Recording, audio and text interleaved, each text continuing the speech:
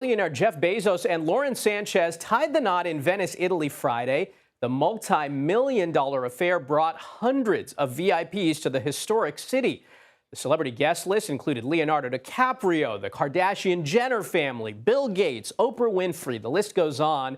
But the wedding didn't go without backlash. Hundreds of protesters took to the streets and canals leading up to the ceremony.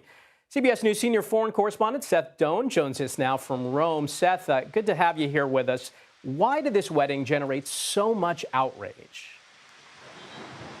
Well, Michael, really just the perceived excess of it all. There was talk of multi-million-dollar rings, those couture fittings. We saw those celebrities, some of whom you mentioned, getting on and off those boats. This, you have to remember, is a city. Venice is a city that is already crushing under the weight of over-tourism, high housing costs. So we heard from protesters frustrations about that, just the inability to afford to live there. And then you see such wealth. There were around 1,000 protesters on Saturday, the final days of protest. They started at the train station, made their way to Rialto Bridge. We saw effigies of Jeff Bezos floating out into the canals, at one point this effigy was holding an Amazon box and a wad of cash. There were concerns that he doesn't pay high enough taxes and that it's just difficult for ordinary people to afford to live in this city.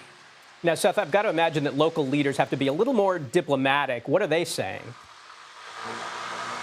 You are correct. Local leaders say these are fringe people who are protesting. They say we welcome the attention. We welcome this sort of investment. We also heard from Luca Zaia, who's the regional government of the region there, Veneto, and he said Venetians should be proud of such an event.